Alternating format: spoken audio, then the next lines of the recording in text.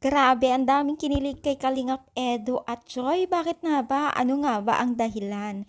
So, bago natin ipagpatuloy natin pag sa for today's video, kung bago pa lang sa aking channel, please subscribe po, like, and pakit na rin po natin guys ang notification bell upang ma-update po tayo tuwing ako po nag-upload patungkol sa Team Kalingap, and especially po, supportahan po natin ang buong Team Kalingap, no? So, marami pong nagsasabi ngayon guys na talagang kinilig daw sila dito sa sayaw po ni Joy habang nakatayo itong si Kalingap Edo. So, ayan na naman tayo na nako, nangangamoy love team na nga ba. So, sa dami po kasing nag-react dito sa larawan na ito or video na ito ay mukha daw may namumuo, may mumumuo na naman panibagong love team kay Kalingap Edo.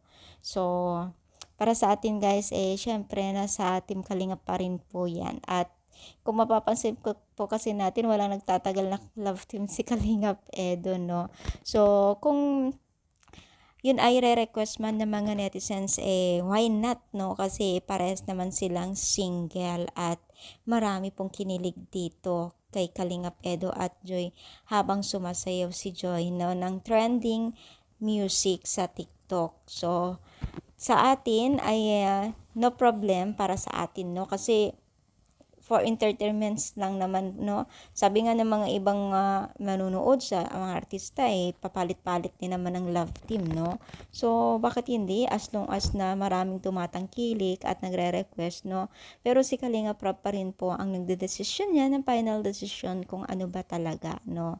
So, sa ngayon po ay talagang masaya pa rin po ang bawat isa sa Team Kalingap, mga beneficiaries po ng Kalingap team, especially po dito sa mga kabataan na ito. At syempre, buong Team Kalingap nakukuha pa rin naman nila na magbanding at nakikita naman po natin sa mga latest video upload po na talagang nagpupunta sila sa mga malayong lugar para magbanding at syempre mag-unwind na rin po para maantay at stress din naman po sila, no?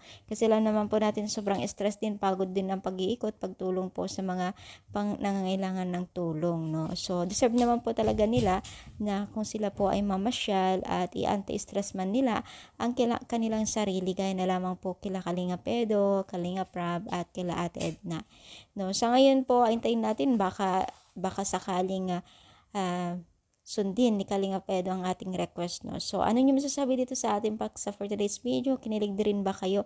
Comment naman, palike na rin po ang ating video at na huwag tayong magsawang suporta sa kanila. So, thank you so much din po sa inyong pagsuporta sa aking channel. Thank you so much guys for power and God bless po.